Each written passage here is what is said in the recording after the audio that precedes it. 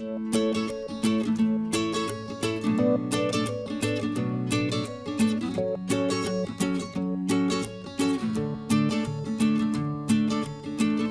your host, Ken Patterson. We are at the 13th annual St. Louis Prototype Modelers Meet. I'm doing an outdoor photo shoot. We're going to talk about this table saw.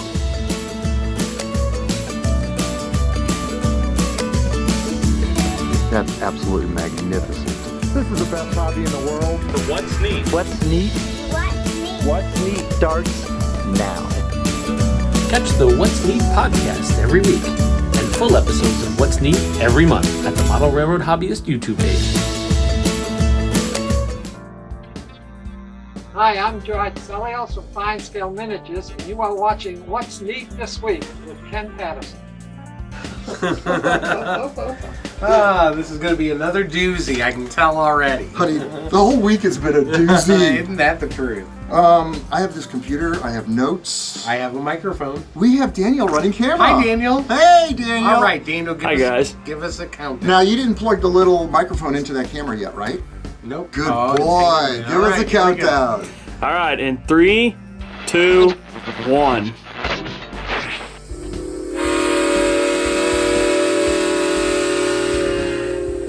The What's Neat This Week in Model Railroading Show is made possible by viewers like you and is proudly supported by Model Railroader Magazine, helping enthusiasts become better modelers for more than 90 years. To learn more, visit trains.com. Additional support is provided by Spring Creek Model Trains, your destination for model trains. Stop in and say, wow. Check out their website at springcreekmodeltrains.com. Intermountain Railway Company, where the detail makes the difference. Check out their website at intermountain-railway.com.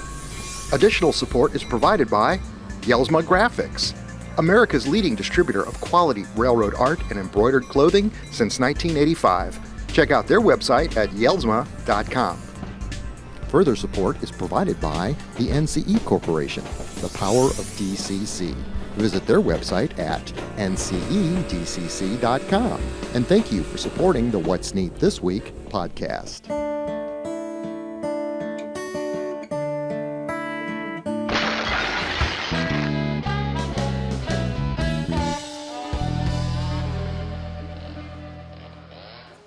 This is the What's Neat This Week show in Model Railroading, show number 308 for March 18th, 2025. I am your host, Ken Patterson, the host of the What's Neat show at Model Railroad Hobbyist Magazine, and oh my gosh, the show is getting high marks, and my gosh, there's a lot of people that look at that magazine every month. It's 70 or 80,000 people a month. Amazing. Joe called me up and told me some numbers. I couldn't believe the numbers. Wow. Joshua Barton is here. Hi, What's Josh. up, everybody? I got Daniel running camera tonight, and we're going to try some different stuff with sound because we're going outside before it gets dark. Yep. It's been one wicked week here. Productivity on the inside is at a minimum. Productivity outside has been a lot. Mostly storm damage. Friday night storms were absolutely amazing. Let me just roll it. The tornado came 1,200 feet away. We had a tornado, F1 maybe-ish. Two, okay. Arnold's destroyed, everything up and down Baumgartner's destroyed. It's about 1,200 to 1,500 feet as that eagle we saw in the backyard a few minutes ago flies. So we were super fortunate. We were in the basement. Everything was cool. A second round rolled in. Holly said, here comes another round. This was not as tornadic, but this had hail in it. Here's the video. It's violent. It was just... Nature is amazing. It was dollar signs in my head. It was scary. It was not cool. It was violent, and it absolutely destroyed the Garden Railroad. It destroyed the roof on this house. It broke some windows on the front of the house. But that's what we're going to talk about is the Garden Railroad, because at midnight I finally got to go out and assess it. And now you're going to plug in that. Let's make sure the microphone's working.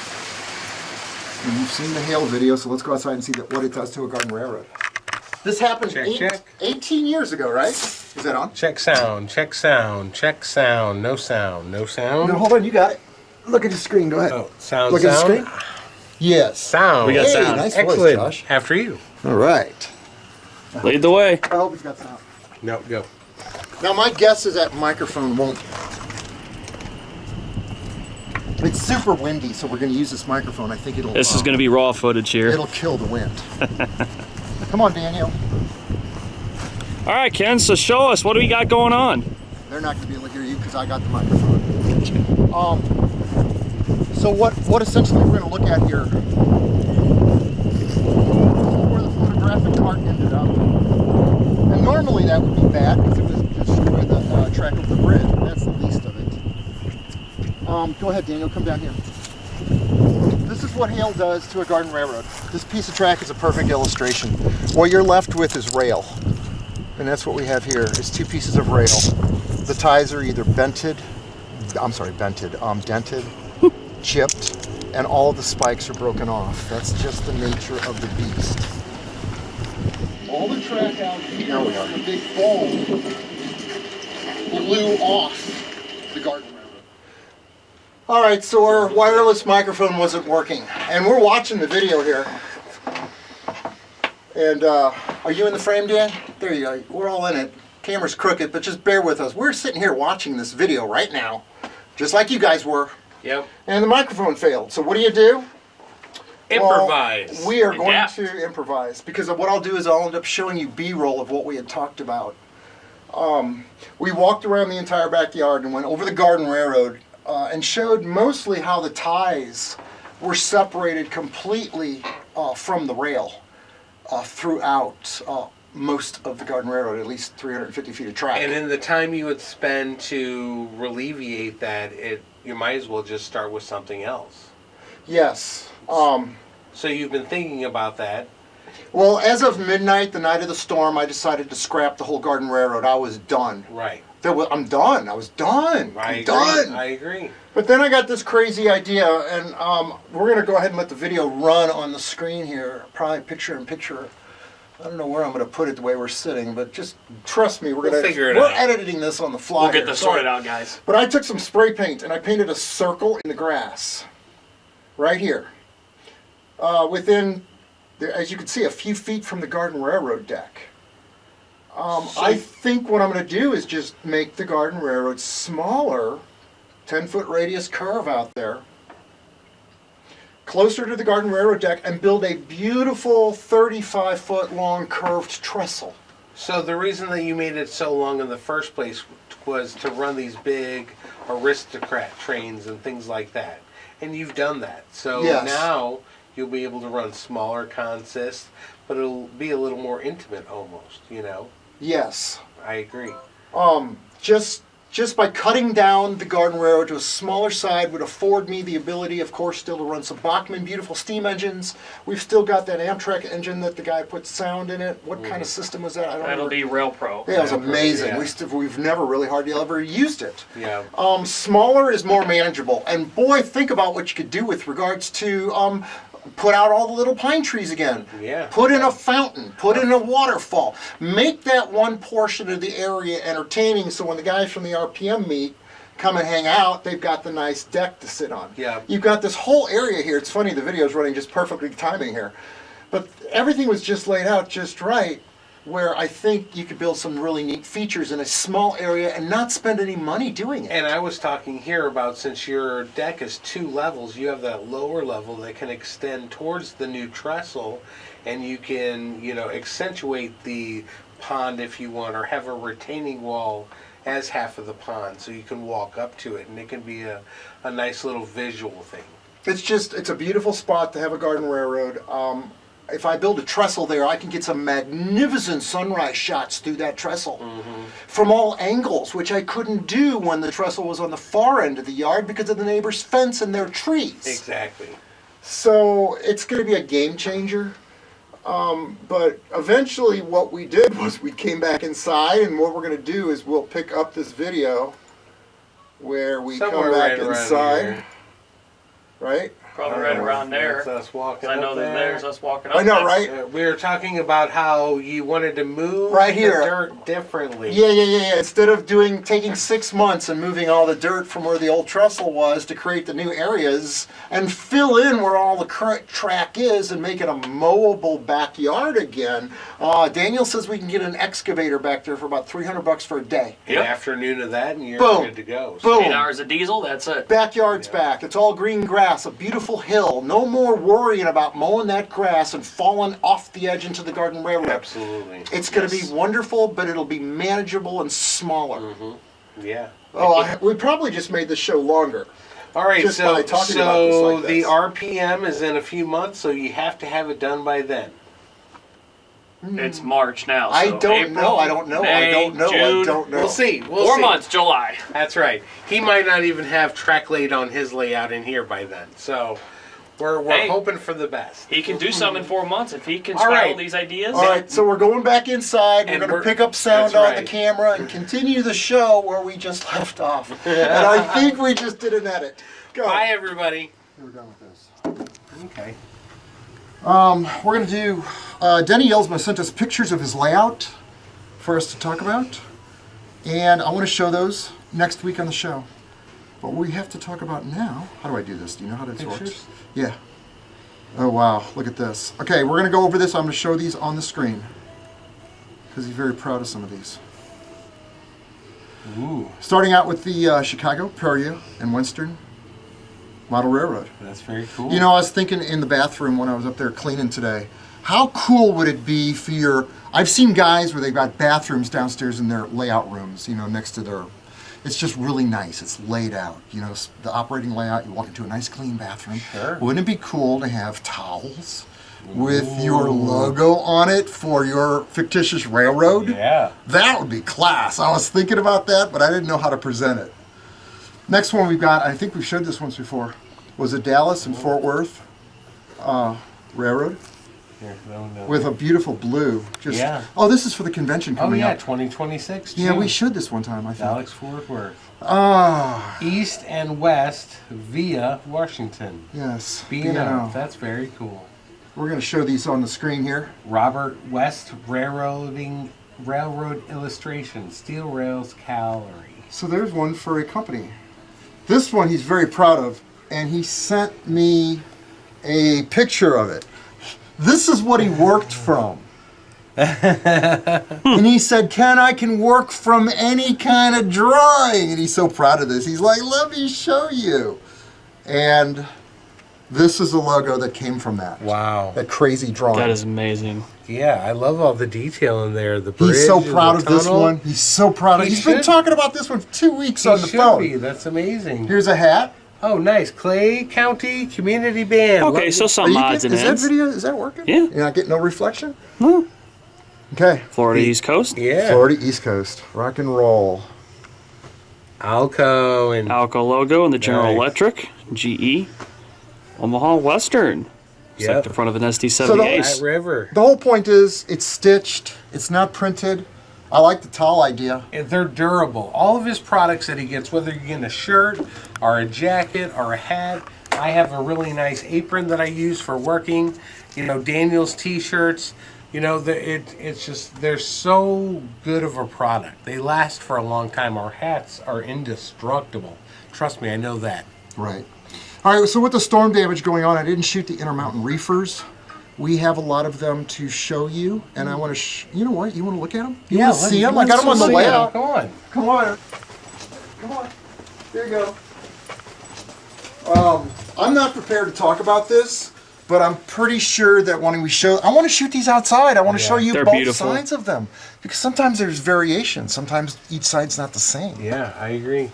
And I don't even know what these are on the boxes, but this is 57-foot mechanical reefers. and the fact is, they got different eras. The white ones Are have- the newest, right? Right. So they've got a different roof on them, and there's like a generator on the end. I of like them. the Milwaukee Road one. Refrigeration unit. And I also pulled out some of Intermountain's older ones because I wanted to bring these up and talk about them because they're all Let's think. I think it's this one up here. Yeah, it's gonna be that one. They're all in the PFE, they're all in the books, and I wanted to read the history and go over the history of when this ran, what the changes are, why they made the changes.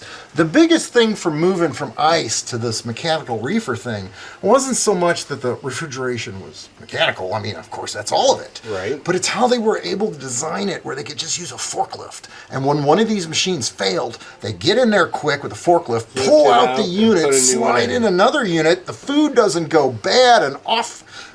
That's brilliant. Yep. Is that brilliant? Yeah, it's very efficient. Like the railroad should be. Right. So how's your layout coming? It's coming great. I got some pictures to show here. You're showing So pictures? I'm showing pictures, so you're showing pictures. Okay. So I needed these slats. I have on the turntable, or on the roundhouse, there's a, what is it called? It's under the trains, and they climb down Oh, the service there. pit. The service pit. So I had 18 service pits to cut out. Now I could have done it with just a jigsaw, but I decided the actual hole that I needed is a 1/2 inch. But I took a Yes. 3/4 of an inch drill bit, Yes. and I drilled a hole on each side of where I needed to cut. And then I cut with the jigsaw. Now some of those were my blade was a little rough, so I took my router and I went in them again. Good. That's what I Just- would have done. Just to give it that nice feel, Yes. to kind of sand it out. I sanded it out, and I've glued everything now to the wood. So now I have a complete base, it's all painted, and I'm ready to go on actually building the building. So Sweet. yeah, next thing is paint and then installing. So using the servos and stuff. So exciting. Go ahead and pan down there, Danielle. Show the world that I haven't laid any track yet. Not a single piece of track. Not a rail. It's okay. It takes time sometimes. You got to do it right. You got to be in the right mind frame and mindset to do this. That's Mikey's corner down there. But- Explain it, Josh. But this is just amazing. I mean, the fluidity of the wood coming through, it's so artful, you know? And then we have the chair back there, so Mike can sit back there, and you can see all the way down one line this way and one line this way. So it'll be a double mainline track until about right here, and then it's going to split. But we'll have the depot over here with an extra track for the cars to stop on, and I'll tell you, it's really been horrible that we can't run trains here at Ken's house. It's not. It's going on almost a month, and I don't know not if I can that bad. I take it. love the downtime. Whoa, what do you I'm got not having to here? fix anything. No, I'm just bringing this out. There's a couple things I want to talk about. First of all, on the layout, this is something I've never talked about. See this angle iron? Look at this. Here, look at me. Hi. See this angle iron right here? I'm going to drill some holes in this on a drill press and put some great big screws in it, maybe some lag screws. And I'm going to bolt it to the bottom of that, what Daniel's leaning on here. The corner piece. To Yeah. reinforce? Because at some point, I think this 4-foot span, almost 5 feet, will eventually warp. Yeah. I think we're going to lose it. Microengineering called me today. We've been playing phone tag. They are back in full production. I'm really happy to hear that.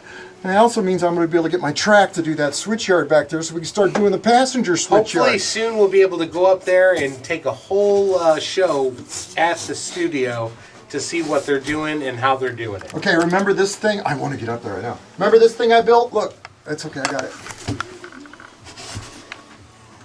This was the display I built for the microengineering ladder system that they came up with to save on space, right?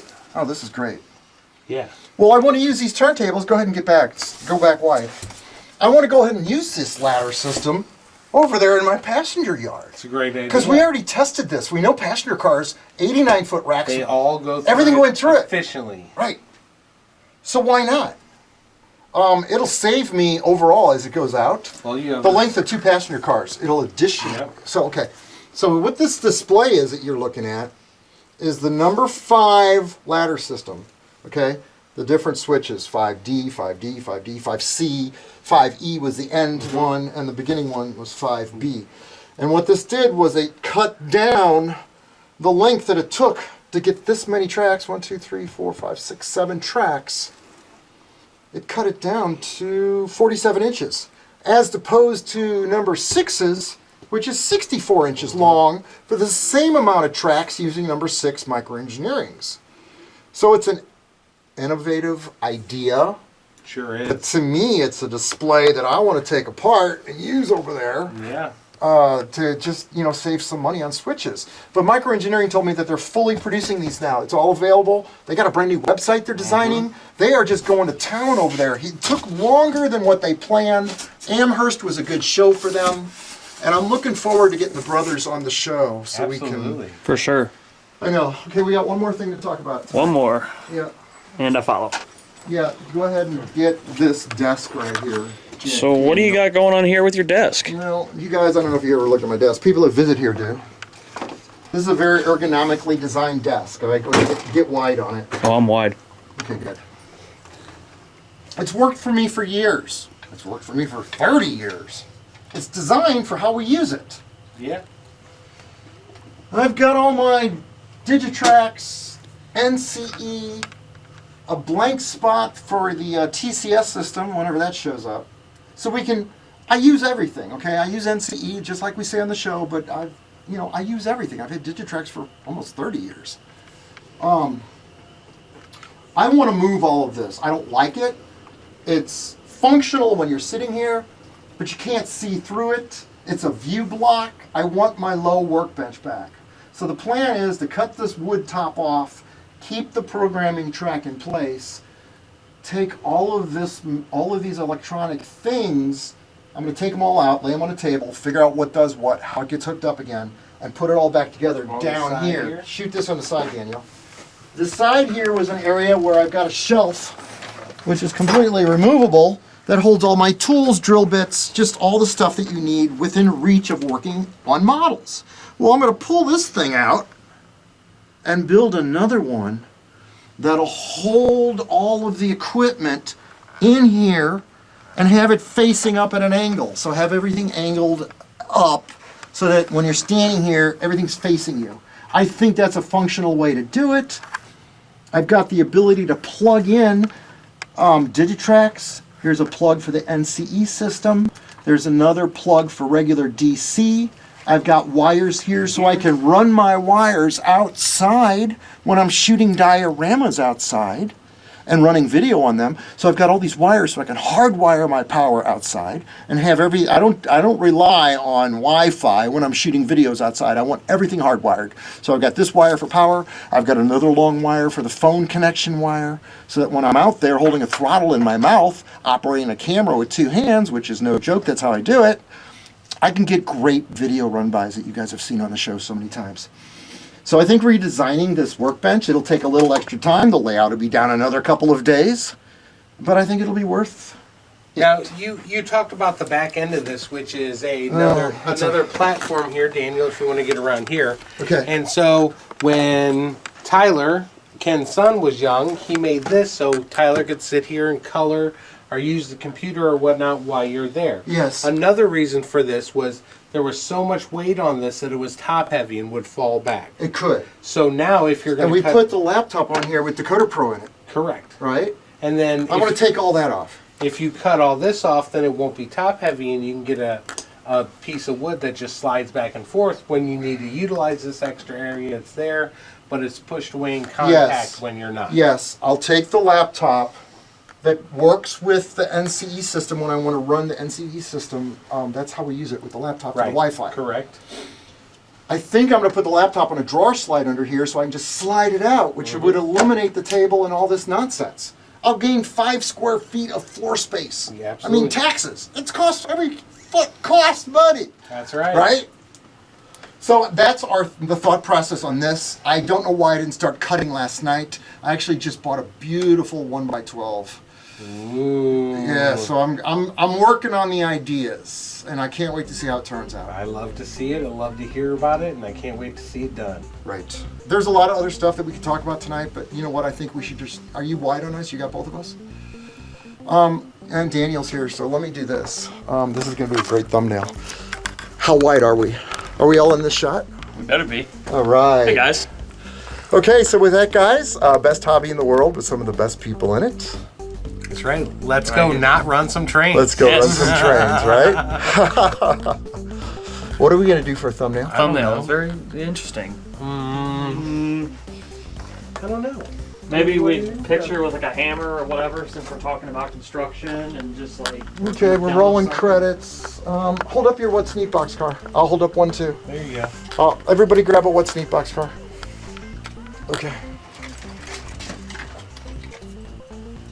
That was crazy going outside. I hope the sound came out. Yeah, get over here in some light. Here's some light right here. B-roll at 6. Are we all in the shot? Light up your cars. Are they lit up? Nope. Here. Nope. Oh, we got the cure for that. Ah, beautiful. Whoa, Good like- thumbnail. Thumbnail? Is everybody in the frame? Okay, go. All right. Cool. Good job. Nice show. Cool. That was actually nice, Love it. quite nice and creative. Yep. Everyone's gonna be like, "Oh man, you guys are so creative with that. That's better." I hope so. Desk is a mess. Desk is a mess with an S on his chest. I hope we got sound. Yes, I think so.